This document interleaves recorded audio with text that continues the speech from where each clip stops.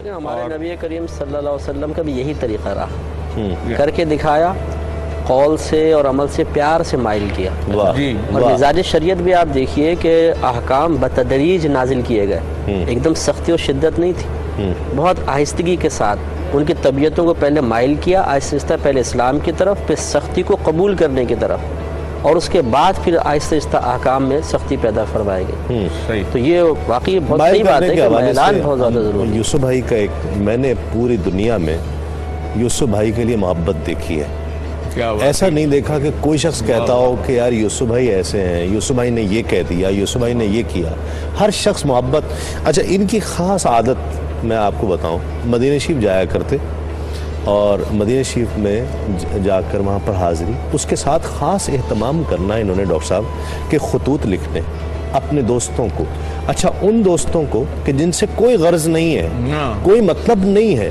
بے لوث، اور جب اسے خط پہنچے گا کہ مجھے مدینے سے خط پہنچا ہے، پھر وہ جو یاد آوری پر جھومے گا کہ مجھے یاد کیا ہے مدینہ شریف سے، کیا سوچ کر یوسف بھائی کرتے تھے؟ سوچ کر یہی ہوتا ہے نا کہ یہاں سے جب جانا ہوتا ہے تو لوگ کہتے ہیں کہ بھیا جا رہے ہو نبی پاک کی بارگاہ میں، تو وہاں جا کے دعا کرنی ہے کہ سرکار ہمیں بھی اپنے قدموں میں طلب فرمائے۔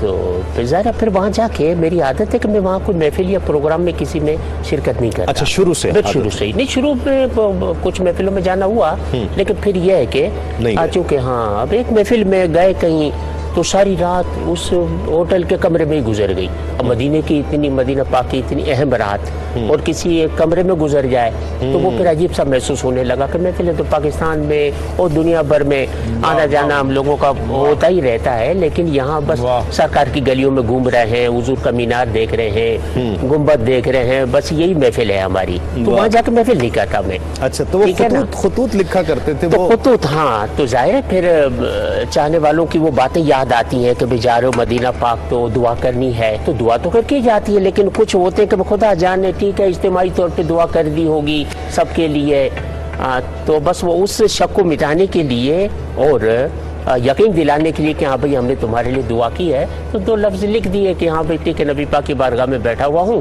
اور تمہارے لیے دعا ہو رہی ہے، اللہ کے نبی تمہیں بھی طلب فرمائے۔ اب مجھے خط میں نے اس کا اثر کتنا ہوا؟ نہیں، میں نے ایک بڑا نیا طریقہ اختیار کیا تھا، وہ یہ تھا کہ جدید ٹیکنالوجی سے مدد لی۔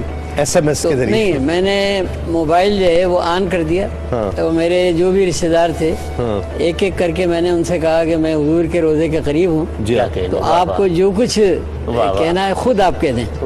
تو وہ بڑا لوگوں نے پسند کیا، آپ نے یاد رکھا، یہی بہت اہم ہوتا ہے، اور وہ زبانیں اپنے الفاظ میں کہہ رہے ہیں کہ حضور ہمارے لیے یہ کریے اور ہماری شفاعت کریے گا، ہماری ساری چیزیں۔ تو وہ میں نے خیال بہت ہی پر اثر، بہت اچھی ایکسیپٹنس کے لیے جو چیزیں خواجہ صاحب، ایک آپ پچھلے دور میں ذرا سے چلے جائیں، اپنے والد کے یا اپنے دادا محترم کے، ان کے دور کو دیکھیں تو اس دور میں جو اقدار تھیں وہ بھی ختم ہوتی چلی جا رہی ہیں۔ وہ رویے تھے کہ انسان جب اپنے گھر میں بچہ ہوتے ہوئے دیکھتا تھا کہ آ رہا ہے تو ایک شخصیت آ رہی ہے تو اس کا احترام کس طرح سے ہو رہا ہے، اس کی خاطرداری کس طرح سے ہو رہی ہے، اس کی تواضع کس طرح سے ہو رہی ہے، وہ ساری چیزیں ختم ہوئیں۔ یہ ہوا کیا، اچانک کیا ہوا کہ یہ سب چیزیں، اور کیا کیا تھیں وہ چیزیں؟ ایک تو صاحب دیکھیے، میں آپ سے عرض کروں کہ ڈاکٹر صاحب چائے دیجیے نا۔ جی بسم اللہ۔ تقسیم کی صورت میں جو مفتی صاحب جو صورتحال تھی اس کی وجہ سے میں لے لوں گا، لیجیے۔ وہ اس کی وجہ سے بھی بہت ساری چیزیں گڈمنڈ ہو گئی ہماری، لیکن یہ کہ بہرحال جو دینی اقدار تھی ہماری وہ ہمارے ساتھ ایز اے لیگیسی ہمارے ساتھ آئیں یہاں تک، اور اب بھی الحمدللہ وہ موجود ہیں بہت ساری چیزیں۔ ہر جگہ ختم تو نہیں ہو گئی نا، کہیں نہ کہیں تو بالکل آثار و نشانیاں نظر آتی ہیں۔ لیکن میں آپ کو بتاؤں ہوں کہ ہماری تو تربیت صاحب اس انداز میں ہوئی، مفتی صاحب معاف کیجئے گا کہ میرے تایا آئے ہوئے تھے انڈیا سے، تو وہ چونکہ پیر طریقت تھے، تو میں اور میرے والد جا رہے تھے بنس روڈ پہ، ایک مولانا عبدالسلام باندوی بہت بڑے عالم ہوتے تھے، وہ رہائشی، ان سے ملنے کے لیے جا رہے تھے۔ تو ہم جب آرام باغ کے پاس سے چل رہے تھے شام کا وقت، تو میرے تایا کا اور میرے والد کا، میں بچہ تھا اتنا سا، تو سایہ پیچھے کی طرف گر رہا تھا، धूप की वजह से। तो मैं उस साए में पहलदूज खेलने लगा, कभी इस साए में चला जाता था, कभी उस साए में। तो मेरे वालिद ने मेरा हाथ पकड़ के खींच लिया, कहने लगे बुजुर्गों को बड़ों का साया जो परछाई है उसको इस तरह पैरों में नहीं लेते। अल्लाह अकबर, बहुत अच्छी बात। वाह वाह। आप बताइए फिर इस अंदाज में तरबियत, हम कभी अपने बाप के सराहने नहीं बैठ सके आज तक, हम बैठे। बल्कि मैं आपसे अर्ज करूं कि एक साहब ने तो मुझसे ये बात बताई, वो अजीब व गरीब। उन्होंने कहा साहब हमारे वालिद जो थे इतने बारोब थे और ऐसे थे कि हमने कभी उनको पूरा तो जिंदगी में देखा ही नहीं था। पैर देखे थे हमने तो अपने बाप के। तो जिस वक्त इंतकाल हुआ तो हम आवाज दे के बहन भाइयों से कह रहे थे कि आओ आज अब्बा को पूरा देख लो।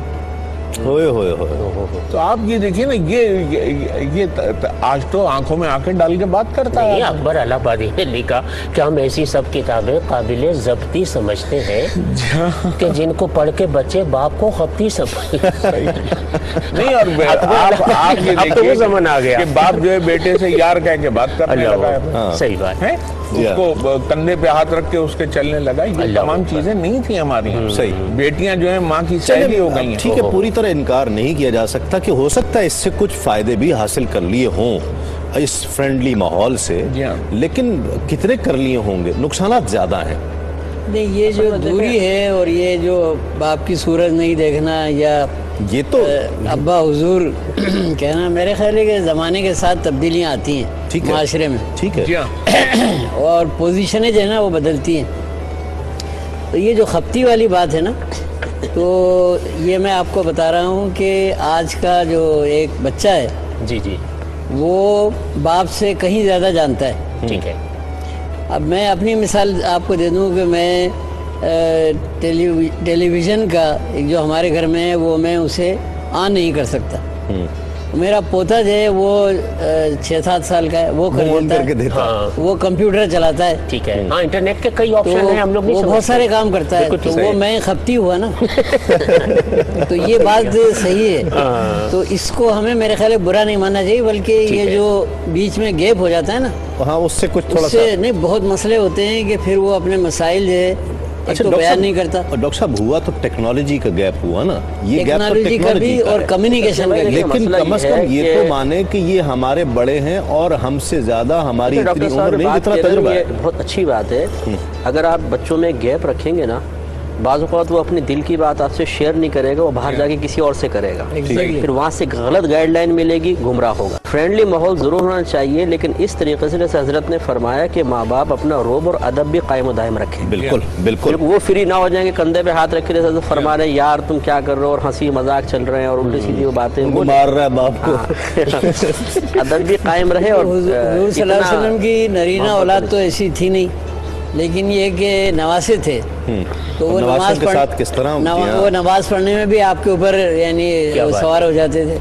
और हुजूर सल्लल्लाहु अलैहि वसल्लम उसे यानी डांटते नहीं थे कि भाई खबरदार तुम नमाज में क्यों मेरे ऊपर सवार हो गए आनके। तो ये चीज़ आप क्या समझते हैं, इसका इलाज क्या है जो एक दूसरे को के अदम बर्दाश्त जो बढ़ गई, हमारे जो रवैये तब्दील हो गए, जो तबीयतों में बेजारी आ गई है? आप अदम बर्दाश्त तस्लीम भाई इस्तेमाल कर रहे हैं, मैं इसे कहूँगा कि अगर इसे रवादारी के किया जाए तो ये हमारे फिर दीन से जुड़ जाता है लफ्ज़। ठीक है ना, बिल्कुल। अदम बर्दाश्त जो है इसका मतलब ये कि कभी बर्दाश्त नहीं भी हो सकती है। ठीक है सही, और कभी हो भी सकती है, दोनों सूरतें उसमें। इन रवादारी एक ऐसा लफ्ज़ है, उस असल में वो रवादारी हमारे दरमियान से ख़त्म हो गई है। उसी रवादारी के ख़त्म होने की वजह से आज भाई भाई से नाला रहता है, ज़रा से मामलात पे एक दूसरे से अलग हो जाते हैं, कोई एक दूसरे का ख्याल नहीं रखता है, चूँकि उनमें बाहम वो है ही नहीं। दरगुजर का मादा जो था वो ख़त्म हो गया हमारे यहाँ से। तो वो चीज़ें जो हैं वो अगर दोबारा उनको रिवाइव किया जाए तो मेरे ख्याल से ज़्यादा बेहतर। मुझे याद आया इसमें ना मजबूरियों को भी नज़रअंदाज नहीं किया जा सकता। प्रॉब्लम्स होती हैं घर में, जैसे हज़रत ने फरमाया कि अलहदा हो जाते हैं। अब उस अलहदा होने में बहुत सारी प्रॉब्लम्स हैं। जॉइंट फैमिली सिस्टम में औरतों में ग्रुप बन जाते हैं, सास ने 2 बहुओं को अपने साथ मिला लिया, 3 बहुओं ने उसके खिलाफ एक ग्रुप बना लिया कि बुढ़िया ने 2 को मिलाया, हम इसके खिलाफ करेंगे। ऐसी सूरत हाल में अगर एक संजीदा मिजाज नौजवान है, वो समझता है कि साथ रहने में दिल करीब नहीं हो रहे, दूर रहने में ज़्यादा बेहतर है कि मोहब्बत कायम रहेगी, इस वजह से वो पीछे हटता है, तो यकीनी सी बात है रवादारी के खिलाफ नहीं है, बल्कि रवादारी कायम रखने के लिए एक प्रैक्टिकल किया जा रहा है। तो यूँ बाज़ वक़्त मजबूरी की ऐसी सूरतें बन जाती हैं कि जिसकी बिना पर इंसान को इस किस्म के कुछ फैसले। यूसुफ भाई ने हमें एक वाक़या सुनाया था बहुत पहले का, लाहौर का, वो जो GPO का जो आप सुनाते थे, तो टिकट वाला। हाँ कमाल है, वो तो अजीबोगरीब वाक़या हुआ कि GPO लाहौर में वहाँ से बाहर निकले तो ज़ाहिर है वहाँ यहाँ कराची में पहले देखा करते थे, अब तो नहीं, वो खतूत लिखने वाले बैठे हुए थे फुटपाथ पर, फुटपाथ पर अभी होते हैं जी, अभी शायद होते हो टाइपराइटर लेके बैठते जी, हाँ अब टाइपराइटर लेके बैठते हैं। तो उसने लिखा हुआ था कि अंदरून मुल्क की लिखाई 3 रुपए, उस जमाने में 3 रुपए, बैरून मुल्क की लिखाई 5 रुपए। अगर किसी ने बैरून मुल्क खाते लिखवाना है तो उसे लूंगा 5 रुपए, अंदरून मुल्क के 3 रुपए लूंगा, और गरीबों के लिए मुफ्त। मैंने कहा ये गरीबों के लिए मुफ्त, ये तो समझ में आने वाली बात है। खैर वो वैसे ही मैं चला गया, मैं तो टहलता हुआ गुजरा था सुबह ही सुबह, तो उसके गया, बड़े साहब थे, सलाम मैंने कहा। मेरे कहा बाबा जी मेरे भाई होते हैं जद्दा में, तो उनके लिए मैंने लिखवाना खत, लेकिन हूँ मैं गरीब आदमी, पैसे नहीं दूंगा आपको। पहले कोई बात नहीं, लिखा हुआ है हमने, मैंने कहा आपने लिखा हुआ है, पहले कोई बात नहीं, आप मुफ्त लिखवा लें। अब उसने कागज कलम संभाला और सब बिल्कुल तैयारी करने लगा, तो मैंने उनसे कहा कि मैंने कहा बाबा जी मैं तो वैसे ही आपको चेक कर रहा था, तो आप ये फरमाएं कि सुबह से शाम तक मुझे से 4-5 आ गए तो आपका तो काम हो गया ना। और जब ये लिखा हुआ देखते होंगे तो हर एक कहता होगा गरीब, तो मुझे कहने लगे आते हैं, उसने कहा आते भी हैं मेरे पास, तो मैं लिख के दे देता हूँ। और कहने लगे कि ये मैं खुद नहीं लिखी, खुद मैंने नहीं लिखा हुआ ये कि गरीबों के लिए मुफ्त है। कहने कि एक साहब आए थे मेरे पास और आके कहने लगे कि भाई बात ये है कि ख़त जो भी लिखवाने के लिए आएगा, ज़ाहिर बेचारा कम पढ़ा लिखा होगा, कम पढ़ा लिखा होगा, और कम पढ़ा लिखा आमतौर पे गरीब होता है, ठीक है। तो अगर ख़त के लिए कोई आए ना और वो कहे कि पैसे नहीं है मेरे पास, तो उसके पैसे मेरे खाते में लिख दिया करना, वाह, उसके पैसे मेरे खाते में लिख दिया करना।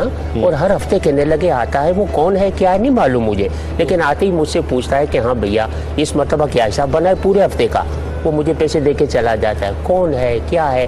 कह लगे मैं नहीं जानता, ये सारा हिसाब किताब जो है ना उसके खाते में है।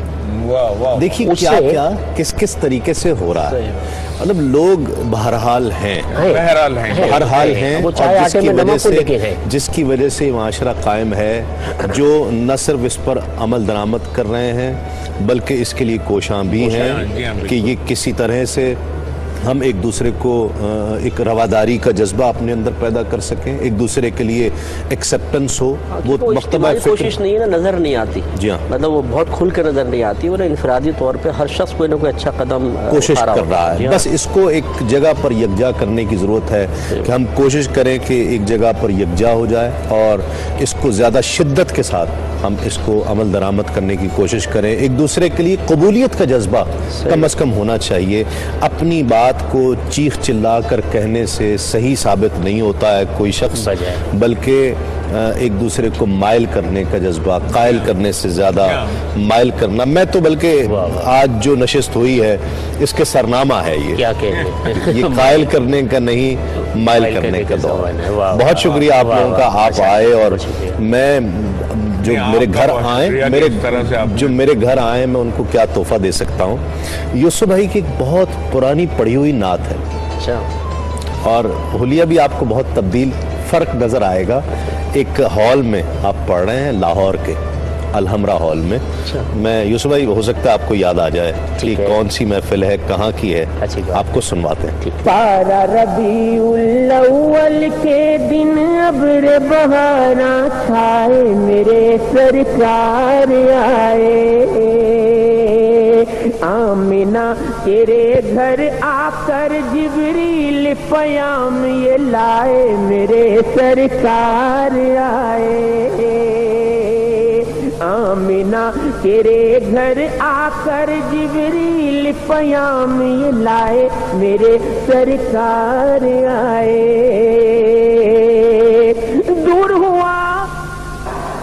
دور ہوا دنیا سے اندھیرا آئے آقا ہوا سویرا